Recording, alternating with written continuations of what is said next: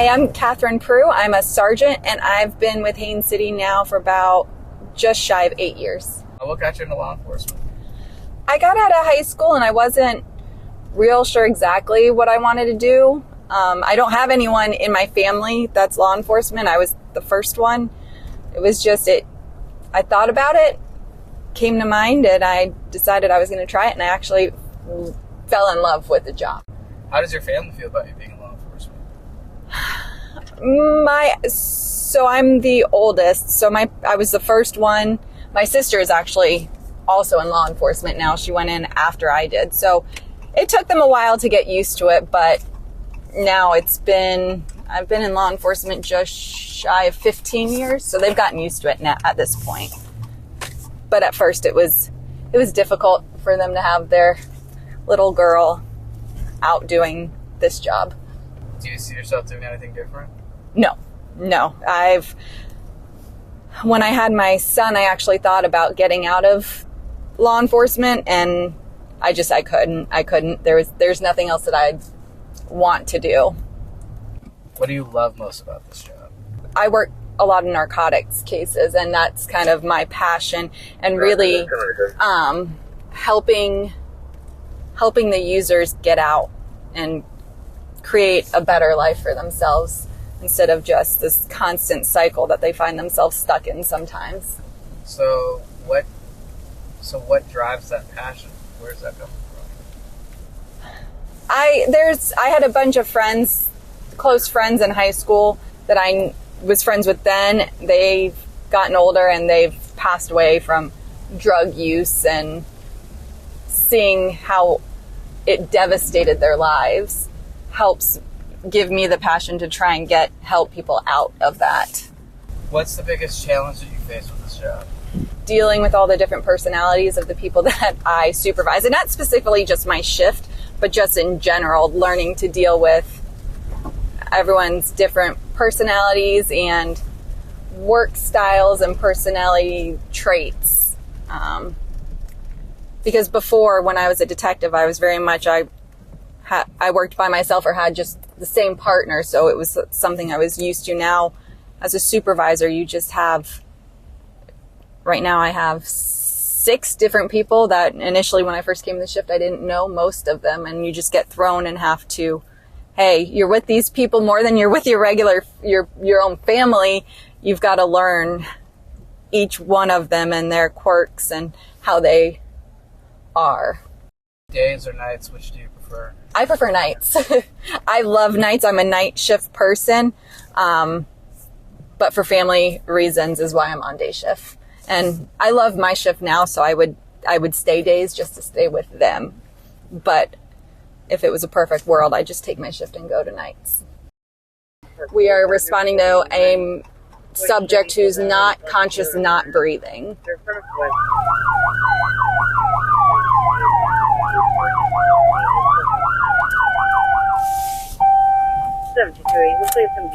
So then what's your job in this situation? It is to get here and kind of just back up. We also have AEDs, but because fire's here, I won't grab mine, and just kind of wait and see if everything is good or if they need any law enforcement assistance. Hotel 1185, myself and fire 1097.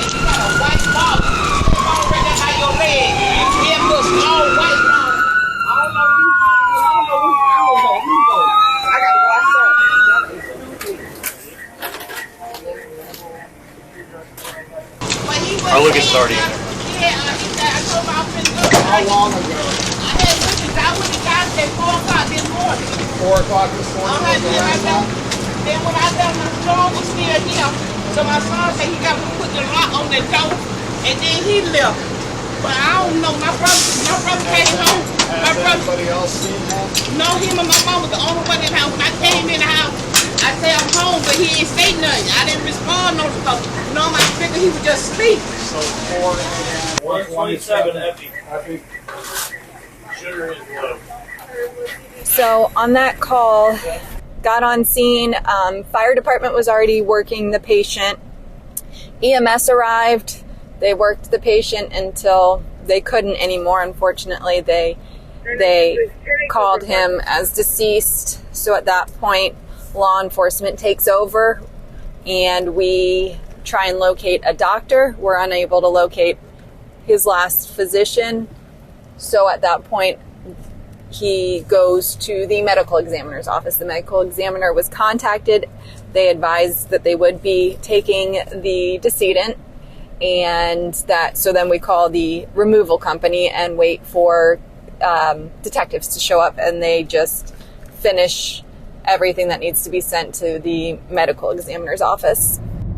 What's one of the wilder things that's happened to you since working for Haines City Police Department? So here I'd say 4 years, maybe 4 years ago, 4.5 years ago, I was a detective in our detectives division. I was investigating a string of armed robberies that happened around the city.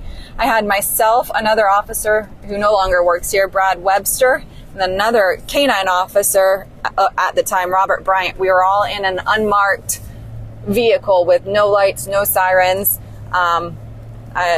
Webster was driving, I was front seat passenger, and then Robert Bryant and his dog were in the back seat. We were going through a neighborhood looking for my suspects.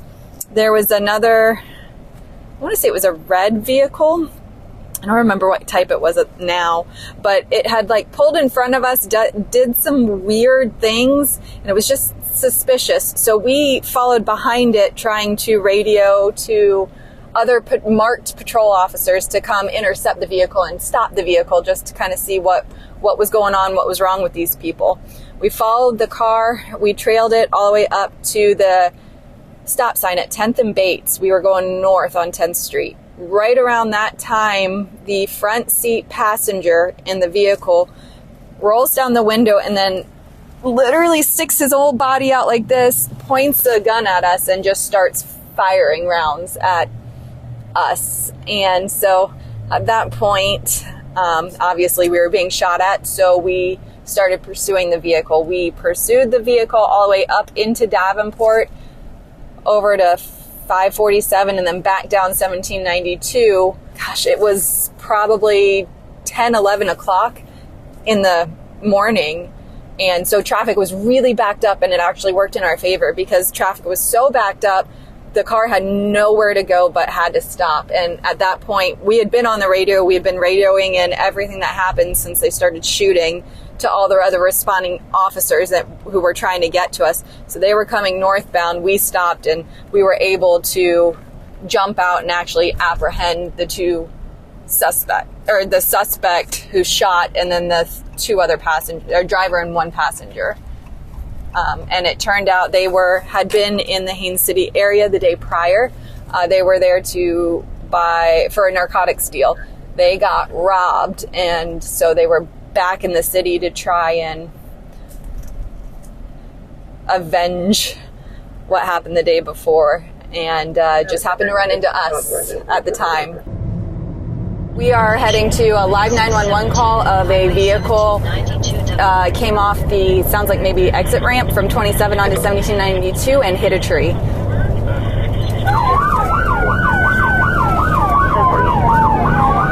Confirming on 1792.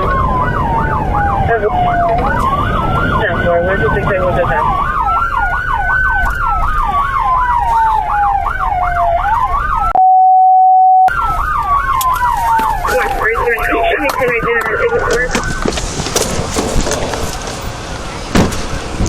$11.85, I'm 1097.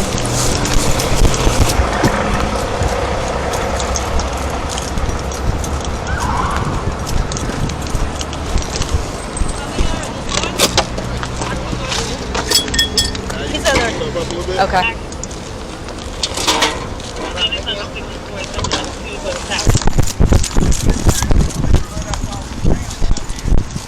Were you in this car?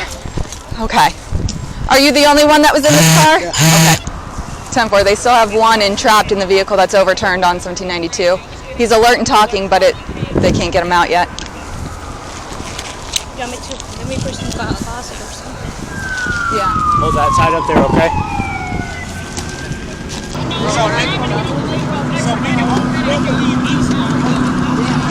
Nope.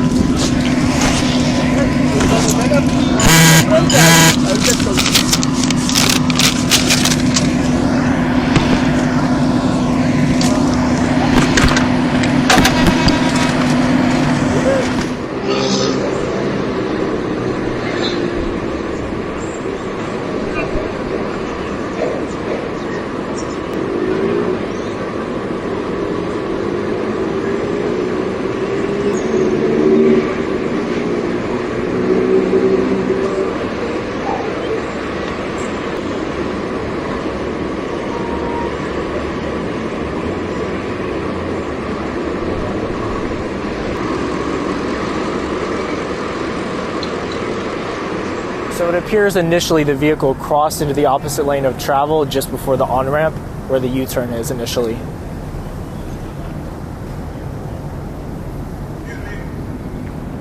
Dispatch. We got anybody on 27 on the northbound side setting down the bridge up here?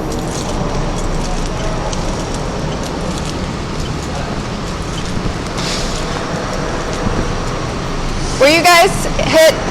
Oh, yeah, look. Yeah. He even broke her strap, busted another strap off here. He's going the wrong way. Where were you guys at? Where were you guys at when you got hit? Probably a little bit back that way. Further down that way? I don't know, it happened so quick. I can't believe the guy was... Is he okay? Yeah, he'll be fine.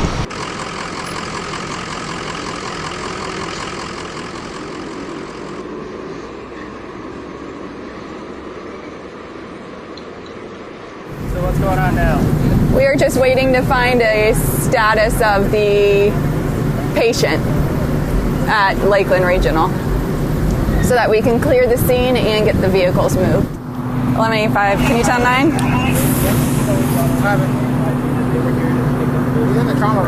I know.